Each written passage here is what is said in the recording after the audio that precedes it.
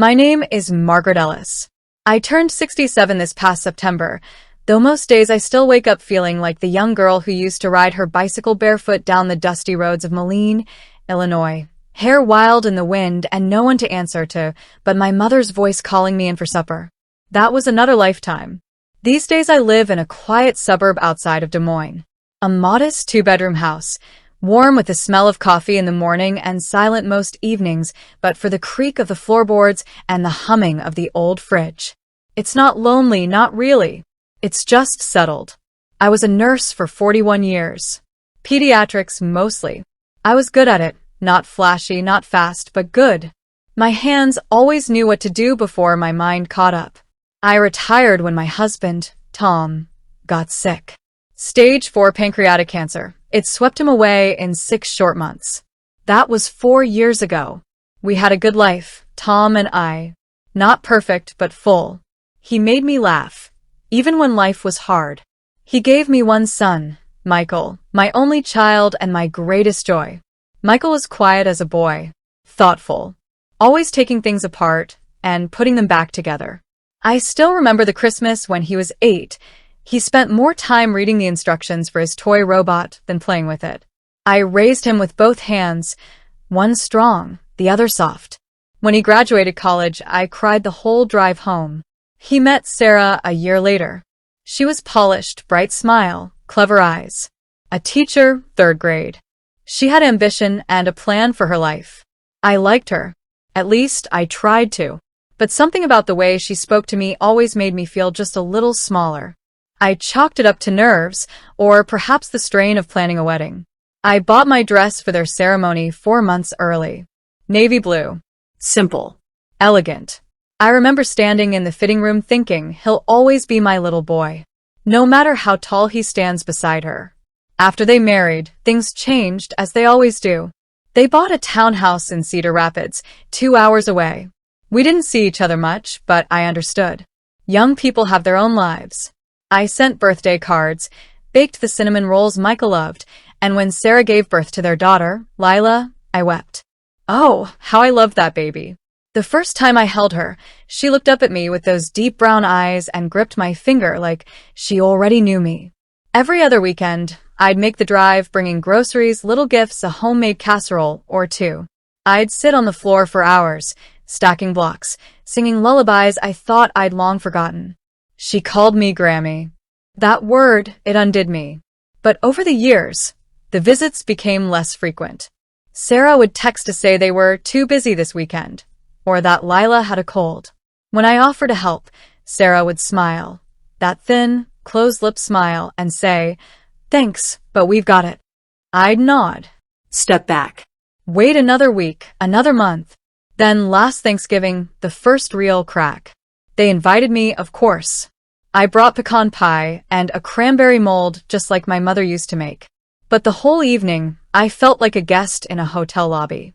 Sarah's parents were there too, loud, chatty, confident. They spoke over me, around me. Michael sat quietly, smiling when I caught his eye, but saying little. When I offered to help in the kitchen, Sarah said, "No need. My mom and I have a system." I sat alone for most of the meal. And then, Christmas plans.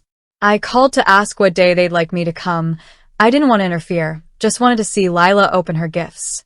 Sarah answered. Her voice was sweet, practiced. "Oh, actually, Margaret, we're doing something a little different this year. Just immediate family. Michael and I decided it's best to keep it small." I didn't understand. But I thought I've always come, I said, quieter than I meant to. She paused, then said it, clear as glass. "You're not Lila's real grandma, Margaret. I mean, of course you're family. But I think it's important for Lila to build traditions with people who'll always be in her life." I couldn't speak. My mouth opened, but nothing came. "You understand, right?" she added lightly. "It's just easier this way." I mumbled something, I don't even remember what. The call ended. I sat at the kitchen table, the line still buzzing in my hand, the pie crust I'd been rolling sitting limp and unfinished. It hit me then, not like a punch, but a slow sinking, like standing in the ocean and realizing the tide has pulled away the sand beneath your feet. She didn't see me. Not really. To her, I was just a placeholder. A shadow in the doorway. A temporary piece of furniture in her carefully curated life. But I was Grammy. I was the one who held Lila when she had colic at 3 weeks old while Sarah sobbed in the next room. I was the one who sang lullabies and brushed her hair into pigtails and showed her how to draw stars. I was not disposable. But I didn't fight. Not yet. Instead, I stood up. I washed the flour off my hands. I looked around the quiet kitchen, then walked slowly to the living room and unplugged the Christmas tree lights. The house glowed less brightly without them, but the silence felt honest. And in that silence, something began to stir inside me. Not anger. Not yet.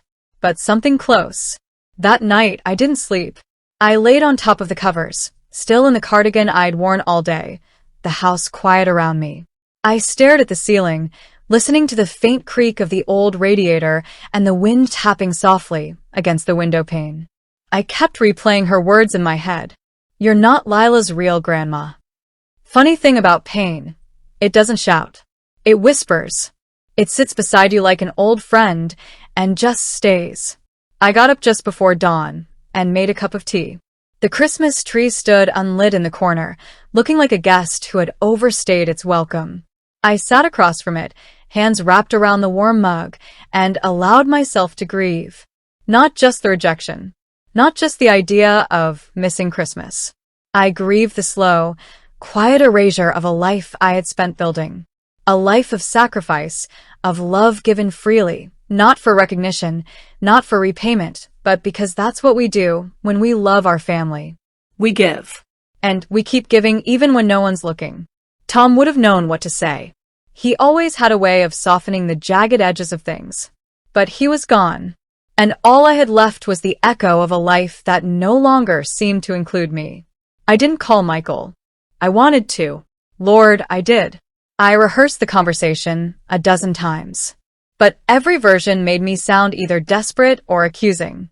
And neither of those would do. I knew my son. He'd say what was easiest. He'd try to keep the peace. And in keeping the peace, he'd leave me out in the cold. Again. So I said nothing. The week crawled on. I wrapped the gifts I'd bought for Lila, a hand-sewn doll I'd made over the fall, a stack of picture books, and a little red sweater I'd knitted in secret, each stitch a small prayer for her happiness. I placed them gently in a box and tied it with ribbon. Then I sat on the floor of the spare room, what used to be Michael's, and looked around. His childhood drawings still lined the closet door. A faded poster of the solar system hung above the twin bed. I closed my eyes and remembered the feel of his small hand in mine. The way he used to crawl into bed with me after a bad dream. The way he'd press his forehead to mine and say, "Don't worry, Mama. I'll take care of you when I'm big." And now here I was, old enough to need someone, and yet more alone than ever. I didn't cry much. Just once, in the middle of the night, when I opened the hall closet and found the snow globe I'd been saving for Lila. A tiny village inside, with a spinning train and flecks of silver snow. I'd bought it in July. It played Silent Night. I turned the key and listened. When the music stopped, I gently placed it back on the shelf. Christmas came and went like a shadow. I made a small dinner for one, lit a candle, and said a quiet blessing. I placed Lila's gift box on the table, untouched. 3 days later, I got a text from Michael. "Hope you had a nice Christmas, Mom. We'll stop by sometime in January to pick up Lila's gifts." No apology. No invitation. Just a polite note. That was when something in me began to settle. Not in anger, but in clarity. There's a moment, and perhaps only women of a certain age truly understand it, when you realize no one is coming to rescue you. No one is going to fight for your worth unless you do it yourself. So, I started thinking. Not about how to get back at Sarah. That wasn't my way. But about what I had built, what I had given, and what I still owned. I may not have been the real grandma in Sarah's eyes, but I had been real enough to feed them when they were struggling, to help with the down payment on their first home, to forgive the little slights, the missed calls, the forgotten birthdays. And perhaps that was the mistake. Perhaps I had taught them, slowly, gently, that I would always wait quietly at the edge of their lives, grateful for any scraps of attention. But I wasn't a doormat. I was a mother, a grandmother, a woman who had stood through storms far worse than this. Sarah thought I was soft. And she was right, but only halfway. Because beneath the softness was stone. And it was time to remind them of that. The first thing I did was pull out a yellow legal pad from the drawer next to the telephone. I sat at the kitchen table with a pen in hand, wrote the date neatly in the top right corner, and started listing everything. Every gift, every loan, every dollar I'd offered over the years. Not out of bitterness, but clarity. The $10,000 I gave Michael and Sarah for their first down payment. The $5,000 loan to help pay off their credit cards when Michael lost his job 3 winters ago. Never repaid, never even acknowledged. The $2,000 I slipped into their hands when Lila was born to help with diapers and formula. The emergency vet bill I covered when their dog got sick. It added up. Quietly, slowly, the way sacrifices always do. By the time I was done, the number stared back at me, $28,650. And that wasn't counting time, effort, or love. I made an appointment the next morning with my estate attorney, James Rowland. He's known me for over 20 years, handled our wills when Tom passed, helped me set up a trust when I retired.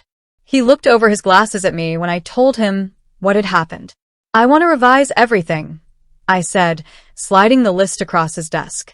My trust, my will, all of it. He nodded, quietly.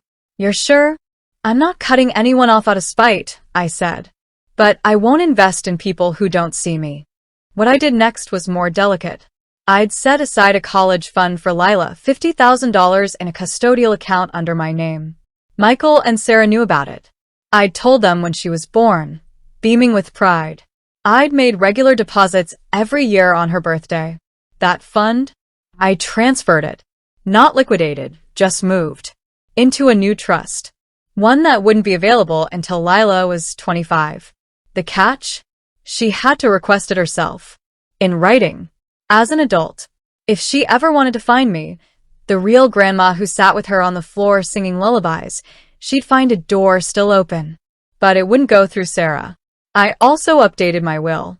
Instead of splitting everything between Michael and the family, I allocated a portion to local charities, the children's hospital where I'd worked, the library, and a small scholarship in Tom's name for nursing students. Then I wrote a letter. Not angry, not bitter, just honest. Michael, I've loved you every day of your life. I raised you with both hands and gave what I could, when I could, from the fullness of my heart. But love is not owed. It is tended, fed, and made visible. When I was told I wasn't Lila's real grandma, it broke something in me, not just because of what was said, but because of your silence. This doesn't mean I don't love you. It means I love myself enough to step back. The choices I've made financially, legally, are not punishment. They're boundaries. If someday Lila wants to know the woman who held her when she cried and sang her to sleep, I'll be here. Quietly, but no longer invisible. I sealed the letter, placed it in a drawer. I'd send it when the time was right. As the new year approached, I did something unexpected. I booked a week at a little cabin rental in Door County, Wisconsin. Nothing fancy, just a wood-burning stove, a view of the lake, and the kind of silence that feels like healing. I didn't tell anyone I was going. I packed a bag, left a light on in the hallway, and drove north with a full tank of gas and an empty heart ready to be filled. Christmas had come and gone, but peace was still mine to claim. The cabin was quiet in the best kind of way. Each morning I woke to frost on the windows, the sound of ice cracking on the lake, and the scent of pine wood smoke curling up from the stove. I sat with a blanket across my knees, a cup of tea in hand, and breathed in the stillness. No phone. No emails. No expectation to be anywhere or anyone but myself. I didn't miss them as much as I thought I would. That surprised me. Or maybe I'd just spent so long clinging to the hope of being needed, I hadn't realized how much it had cost me. My peace. My voice. I walked the trails during the day, cooked myself warm, simple meals at night. I read books I hadn't touched in years and journaled as if I were a girl again, scribbling thoughts into margins like they mattered. Because they did. Somewhere in that cold, northern silence, I found something I didn't know I'd lost. Myself. Not the mother. Not the widow. Not the woman waiting by the phone for an invitation that never comes. Just Margaret. When I returned home in early January, there were 2 messages on my machine. Both from Michael. The first was cautious. "Hey, Mom. Just checking in. We stopped by on Christmas Eve, but you weren't home. Everything okay?" The second, a few days later, sounded sharper. "I don't know why you're ignoring us. Lila asked about you. She cried when you weren't there for Christmas morning. We're confused. Please call." I didn't reply. Not right away. Instead, I boxed up Lila's Christmas gifts, each one carefully wrapped and labeled. I tucked the snow globe into the center with a note inside. "For the girl who once called me Grammy, may this always remind you that you were loved, truly, by someone who knew your worth from the beginning." I didn't send it to Michael's house. I had it held at the post office with instructions for pickup. Let them make the effort. Then I mailed the letter. A week passed. Then 2. One Thursday afternoon, just before sunset, Michael showed up at my door. Alone. No Sarah. No Lila. He looked tired, older than I remembered. The boy who once made me paper flowers out of notebook pages was standing on my porch, twisting his wedding ring with nervous hands. "Can I come in?" he asked. I nodded. He sat on the couch, staring at the floor for a long time before he spoke. "I didn't know she said that," he whispered. "About you not being Lila's real grandma. She told me you'd canceled, that you didn't want to come." I said nothing. Just let the silence settle between us. "I should have called," he went on. "I should have seen it sooner. I think I let her decide too much.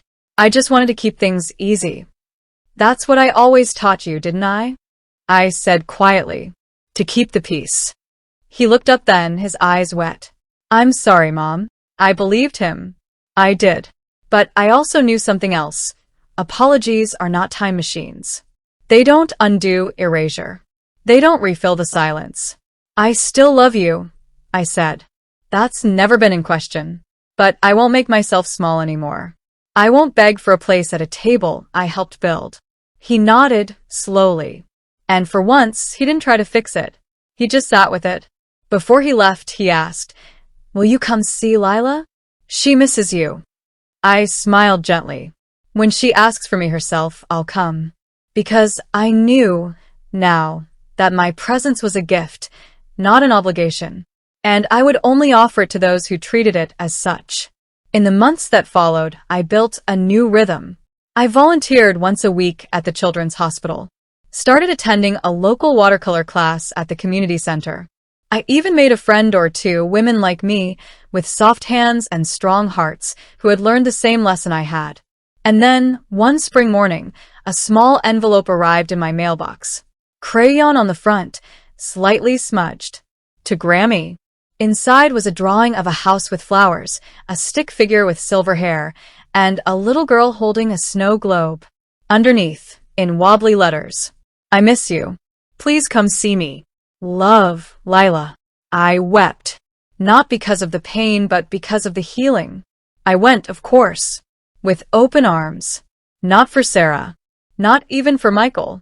For the child who remembered me. For the little girl who knew, without anyone telling her, who her real grandma was. To the women reading this, the mothers, the grandmothers, the ones quietly holding 1,000 invisible threads together. You are seen. You are enough.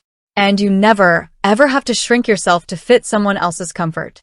If this story resonated with you, please comment below where you're watching from, and don't forget to like, share, and subscribe for more stories like this.